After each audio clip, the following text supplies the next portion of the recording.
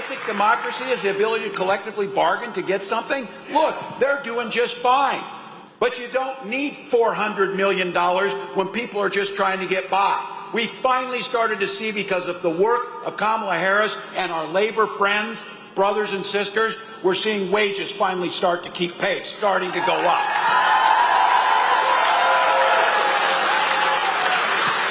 So I said this. She wants to make homes more affordable. Because you know why? She watched her mom scrimp and save for years to buy that house. I watched my mom worry after my dad died and the medical bills there, will I be able to keep my house? For those guys, a Wall Street guy, a six-time bankruptcy guy, a venture capitalist guy, those are just commodities to move around and sell and trade. And if it means foreclosing on somebody, do that. If it makes you money, who cares? But those are our neighbors. Kamala Harris understands that home is the foundation to families and community. That's why she wants to make it easier through down payments, helping builders create 3 million more new homes, and working with local folks to make it easier to get those homes built and permitted. That's what we're saying.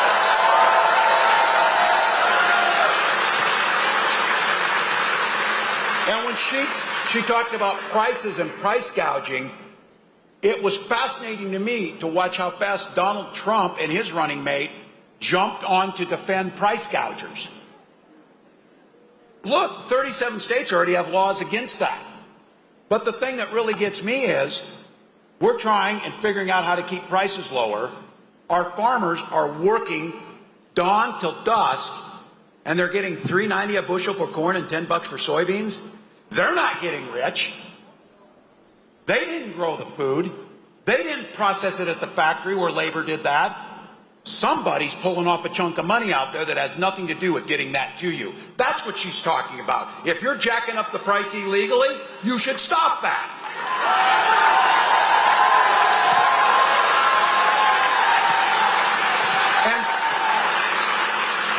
And one of the American dreams is to choose your path. And none of those paths should be closed out. The idea, if you've got an idea for a small business, it should be easier to start that small business. That's why she proposed increasing the tax credit so you can get up and off the ground. Making sure then that you've got health care so that that doesn't drive you out of a small business. And then making sure your neighbors are being paid enough that they can actually spend money at your small business and everybody thrive.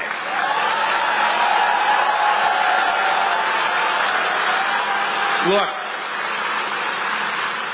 I know you've got it here. This is the part, this ability to be able to collectively bargain and organize. Let's not forget our history, America. The labor movement starts in Wisconsin. It's Wisconsin that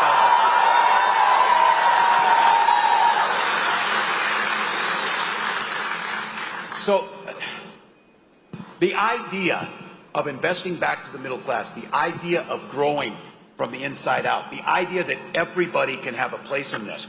We have a Minnesota saying from one of our senators who we lost way too soon, who says we all do better when we all do better.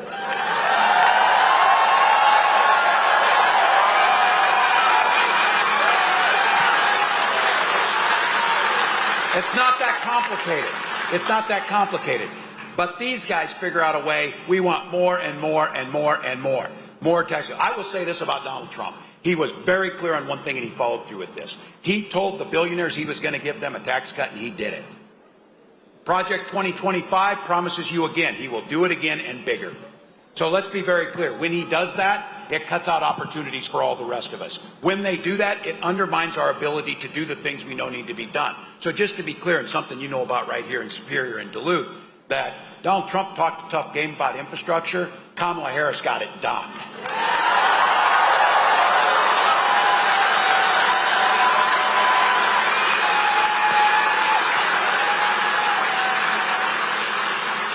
By the way, that platonic bridge is built by all of us. That's the guy who's trying to figure out how to not pay his damn taxes so that he doesn't have to fix it. All of us understand that that bridge creates economic opportunity, connecting us together, both physically and as a people. It makes good sense.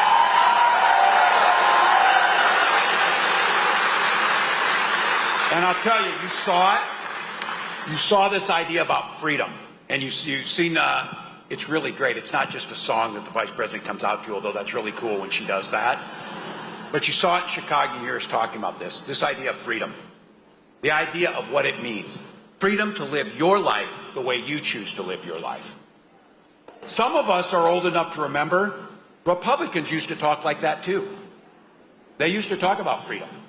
They would have never turned their back on an ally.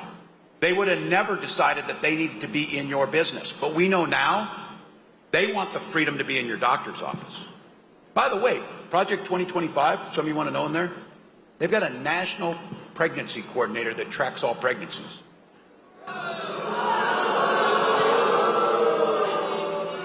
That seemed like too crazy for George Orwell to put in his book, but they did it. They did it. Look, they want to be in your school library. I don't know about you, but you heard Isabella talk about it. In Minnesota, while those guys are figuring out how to ban books, we're banishing hunger from our schools. That's a big difference. A big difference.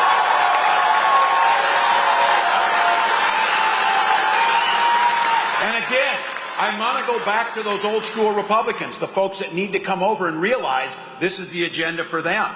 One of the things they used to always talk about is personal freedoms, personal responsibilities. Well, the responsibility part is out because Donald Trump has never taken responsibility for a single thing. But the personal choices and the personal freedoms, we respect it. We respect it. We may not agree with it. We may not agree with that. Look, I get it. There's some of you choose the Packers over the Vikings. That's your choice.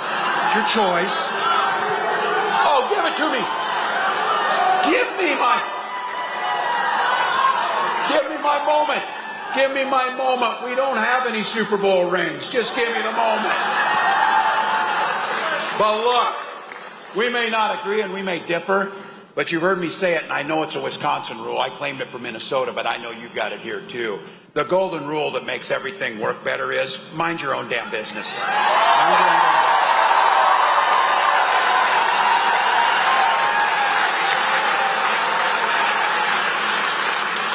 Think about it. How is that not appealing to Republicans? How is that not an appealing thing? They want to be and make every damn decision. Think about what they're saying in Project 2025. You're going to have to register with a new federal agency when you get pregnant. This is personal, people. It doesn't get much personal.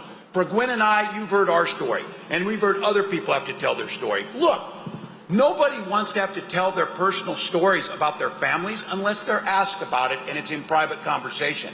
We have to tell these stories because these guys weirdly are obsessed with our bedrooms all the time. All the time. And for us, it was a struggle, a years-long struggle with infertility. And we were blessed that we had access to those treatments. And you better bet, if you haven't had it happen to you, you know somebody who's gone through it. It's hell. You're waiting for the call. You get the call. It doesn't work. You're back at it. And then there's the two of you wondering how. All you want to do is have that child. So you better bet in our family, when we finally had that little girl born, we named her Hope for a very particular reason.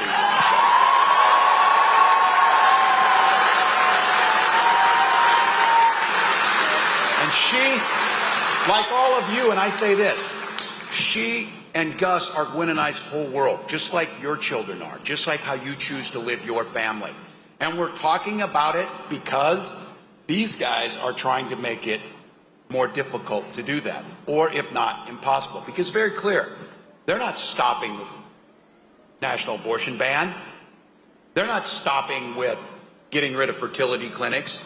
They're talking about getting rid of contraception or any type of help any of us need to manage it. These are personal health care decisions. These are personal health care decisions. So think about it. This is pretty simple, and Kamala Harris makes it pretty clear. I would go out to all of your neighbors and make the case on this. Do you want J.D. Vance deciding about your wife and daughter's health? Or would you rather just leave it to them and their doctor? That's what freedom looks like. That's what freedom looks like.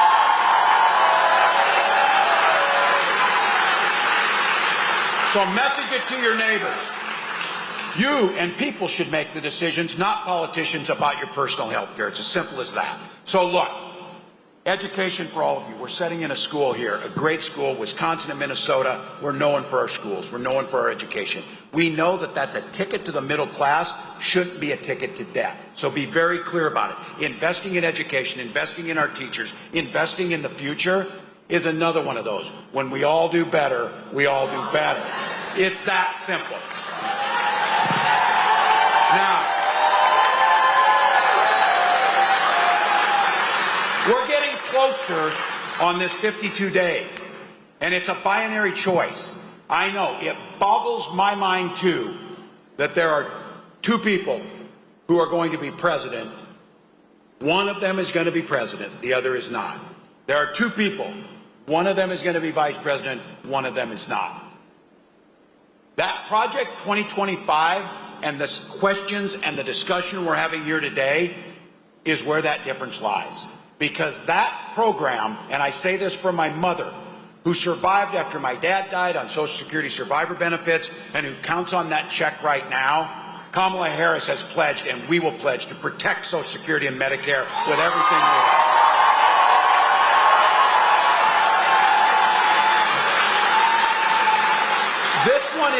This one is the difference. People see the world from where they stand. If you stand in a middle-class living room, if you stand in a union factory job, if you stand in scrubs as a nurse helping, that's a way to see the world. That's a way to see the world. If you stand, or more likely sit, in Mar-a-Lago or in a venture capitalist high-rise on Wall Street, why would you care if the Social Security check shows up? You don't care about it because you don't need it. So you're looking for the tax cut. Well, I'll tell you who does need it. My mom. She pays for her heat. She pays for her food with her Social Security check. And it is the best anti-poverty program ever devised in this country, and we have to push it. All right. So here's the deal. I say this. I know very clearly, you may not have thought so, but I know it. I am preaching to the choir.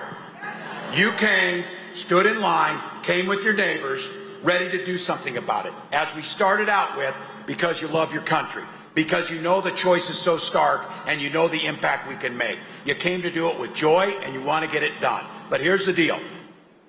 Kamala Harris did her job Tuesday night. We need to do our job for the next 52 days. Now,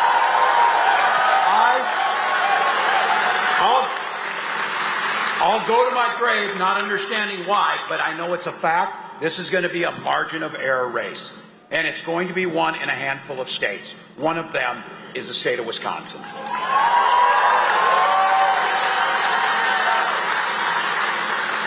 So let me, as these guys help me with, put on that coach whistle and get that hat back on. This thing's going to be a battle for the next 52 days. It's going to be in rooms, one in rooms, just like this. It's going to be one door-to-door, call-to-call, $5 donation, trying to have that hard conversation in the produce aisle with the person you saw there at the grocery store and ask, have you voted yet? And are you concerned about Social Security? Are you concerned about climate change? Are you concerned about our democracy? Are you concerned about middle class? Are you concerned about those things? Because if you are, ask that person to sign up. Ask them to get the vote. Look, this is on. Wisconsin starts next week in voting. Next week. So for all of you, I know it's hard work. I know that, as I said, it's hard to understand that it shouldn't be broader, but that's our country's here. These guys have spent the last decade telling us our system is broken. They've spent the last decade figuring out how to make it harder for people to vote. They spent the last decade trying to make people pessimistic to believe it doesn't matter if you come to rallies like this, or if you vote, or if you call your neighbor. That's what they've done. You know why? Because they can't win when more people vote. Because the people understand. So that choice of voter suppression versus voter engagement, we choose the joyful path. We choose to take our chances with explaining what we stand for, standing on our record, letting everybody vote, counting every vote fairly, and then accepting the results of that. That's what we do.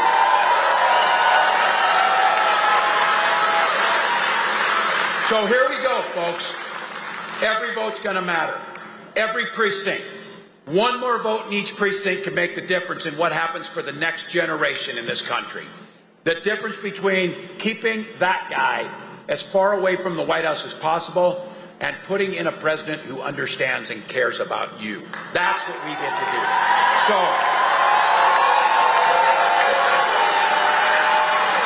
I, for one, am honored to be on this ticket. I'm honored to stand with you in this fight. I'm honored to know, and I keep saying this, we have some philosophies in the Midwest. My God, we're tough people. Some people, when we started settling, people started going across the country. Some of them kept on going until they ended up a place where it's really warm and they have palm trees. Not our people. Not our people. We stop here. We stop here to carve it out. Because we're tough, we care, we're resilient.